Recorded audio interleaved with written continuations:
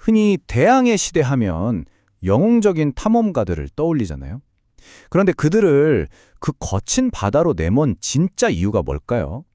놀랍게도 그건 영광이나 야망이 아니었습니다. 바로 결핍이었죠. 네, 바로 이 질문이죠. 무엇이 유럽을 그토록 바다로 내몰았을까요? 우리가 아는 영웅, 그리고 영광, 이런 이야기 뒤에 숨어있던 진짜 동력은요, 다름 아닌 절박함이었습니다. 답은 야만 같은 게 아니었어요. 딱 두 단어로 요약할 수 있습니다. 바로 결핍과 위기. 이 두 가지가 합쳐지면서 거대한 동력이 된 겁니다. 자, 그럼 오늘 우리가 살펴볼 내용입니다. 시대의 엔진, 즉 동기부터 시작해서 이걸 가능하게 한 기술, 그리고 주역이었던 포르투갈과 에스파냐의 각기 다른 전략, 마지막으로 이 모든 게 만들어낸 새로운 세계 경제까지 차근차근 짚어보겠습니다. 자, 첫 번째 파트입니다. 시대의 엔진. 도대체 어떤 결핍이 이 거대한 항해의 동기가 되었는지 한번 살펴보죠. 이 당시 유럽에서 향신료는 지금의 반도차나 석유 같은 거였다고 보시면 됩니다. 단순히 음식 맛을 내는 걸 넘어서요. 고기를 썩지 않게 보관하는 필수품이었고 아주 중요한 약재였죠. 그러니까 향신료를 가졌다는 건 곧 부와 권력을 가졌다는 뜻이었습니다. 그런데 1453년에 큰 일이 터집니다. 오스만 제국이 콘스탄티노플을 점령하면서 동쪽으로 가는 육상 무역로를 딱 막아버린 거예요. 그러니 어떻게 됐겠어요? 유럽으로 들어오는 향신료 가격이 그야말로 미친 듯이 폭등했습니다. 경제 위기가 온 거죠. 자, 한편 에스파냐에선 좀 다른 종류의 위기가 싹트고 있었어요. 무려 700년 동안이나 계속됐던 레콘키스타, 국토 회복 운동이 막을 내리게 된 겁니다. 전쟁이 끝났으니 좋은 일 아니냐고요? 글쎄요, 문제가 생겼습니다. 평생 전쟁만 하며 살아온 이달고라는 전사계급이 대규모 실업자 신세가 된 거예요. 싸움 말고는 할 줄 아는 게 없는 이 사람들을 어떡하죠? 이건 정말 심각한 사회 문제였습니다. 네, 두 번째 파트입니다. 동기는 이제 충분히 이해가 됐죠. 하지만 이 절박함만으로는 망망대해를 건널 수 없습니다. 이걸 가능하게 만든 기술이 필요했죠. 바로 이 카라벨선이 그 주인공입니다. 이건 뭐랄까 기술의 융합이었어요. 순풍을 받으면 쭉쭉 나가는 북유럽의 사각돛, 그리고 바람을 거슬러서도 지그재그로 나아갈 수 있는 지중해의 삼각돛. 이 둘의 장점만 쏙쏙 뽑아서 합친 거죠. 그야말로 원양 항해에 최적화된 하이브리드 선박이 탄생한 겁니다. 배는 준비됐습니다. 그런데 망망대해 한가운데서 내가 어디쯤 있는지 어떻게 알 수 있을까요? 특히 동쪽이냐 서쪽이냐 이걸 아는 게 문제였습니다. 위도, 그러니까 남부 위치는 별의 고도를 재면 대충 알 수 있었거든요. 하지만 경도, 즉 동서 위치를 모르면 그야말로 미아가 되는 겁니다. 왜 경도를 아는 게 그렇게 어려웠냐면요. 경도는 곧 시간이기 때문입니다. 내 위치의 시간과 출발지의 시간을 정확히 비교해야 내 위치를 알 수 있는데 한번 생각해 보세요. 15세기에 저렇게 흔들리는 배 위에서 정확하게 시간을 잴 수 있는 시계가 있었을까요? 없었죠.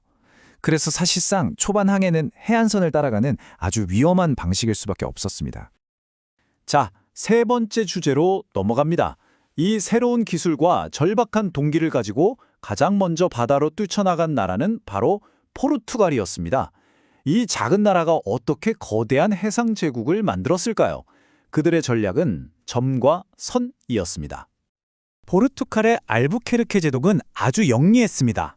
넓은 땅을 다 차지하는 대신 딱 세 군데의 핵심 거점만 장악하기로 한 거죠.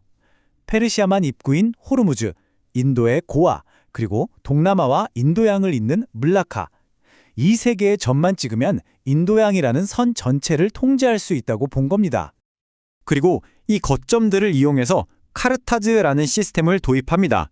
이게 뭐냐면 인도양을 항해하는 모든 배는 포르투갈한테 허가증을 사야 한다는 거예요. 안 사면 그냥 해적으로 간주해서 공격해 버렸습니다. 사실상 바다의 통행세를 걷는 국가가 운영하는 해적질이었던 셈이죠. 반면에 에스파냐는 전혀 다른 길을 합니다. 네 번째 파트, 바로 땅과 노동력의 전략입니다. 점과 선이 아니라 아예 대륙 전체를 정복하고 그 안의 모든 것을 차지하려 했죠. 당시 상황을 목격했던 라스 카사스 신부의 이 기록을 보면 에스파냐의 정복이 얼마나 잔혹했는지 알 수 있습니다. 이들은 엔코미엔다라는 제도를 만들어서 원주민들을 사실상 노예처럼 부렸습니다. 그들의 땅과 노동력을 무자비하게 착취한 거죠. 그 결과가 이 숫자입니다. 마이너스 90%. 한 세기 만에 중앙아메리카 원주민 인구의 90%가 사라졌다는 뜻입니다. 그런데요, 이 끔찍한 인구 감소의 주범은 사실 칼이나 총이 아니었어요. 바로 유럽인들이 옮겨온 질병, 특히 천연두였습니다. 면역력이 전혀 없던 원주민들에게 이 질병은 그야말로 재앙이었죠. 자, 이렇게 원주민 노동력이 거의 다 사라져버리니까 식민지 개척자들은 새로운 노동력이 필요해졌습니다. 은광과 사탕수수 농장을 돌려야 했으니까요. 그래서 눈을 돌린 곳이 바로 아프리카였습니다. 아메리카 대륙의 비극이 아프리카 노예무역이라는 또 다른 거대한 비극으로 직결된 겁니다. 자, 이제 마지막 파트입니다. 포르투갈과 에스파냐, 이 두 나라의 각기 다른 방식이 결국 전지구적인 차원에서 어떤 결과를 낳았는지, 새로운 세계 경제가 어떻게 만들어졌는지 살펴보겠습니다. 핵심은 은이었습니다. 아메리카의 포토시 같은 은광에서 원주민과 흑인 노예들의 강제 노동으로 채굴된 막대한 양의 은이 전 세계로 퍼져나갔습니다. 유럽을 거쳐서 또 마닐라 갤리온 무적을 통해서 아시아까지 흘러 들어갔죠.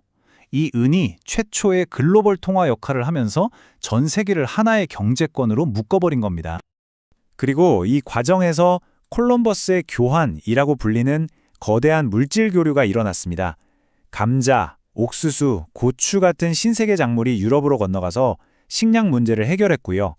반대로 말, 소, 밀 같은 구세계의 동식물은 아메리카로 건너갔죠. 물론 여기에는 우리가 앞서 봤던 끔찍한 질병들도 포함되어 있었습니다. 이 교환으로 전 세계의 생태계와 인류의 삶이 완전히 뒤바뀌게 됩니다. 결과적으로 이 모든 것은 오늘날 우리가 사는 세상의 원역을 만들었습니다. 바로 근대 세계 체제라는 건데요.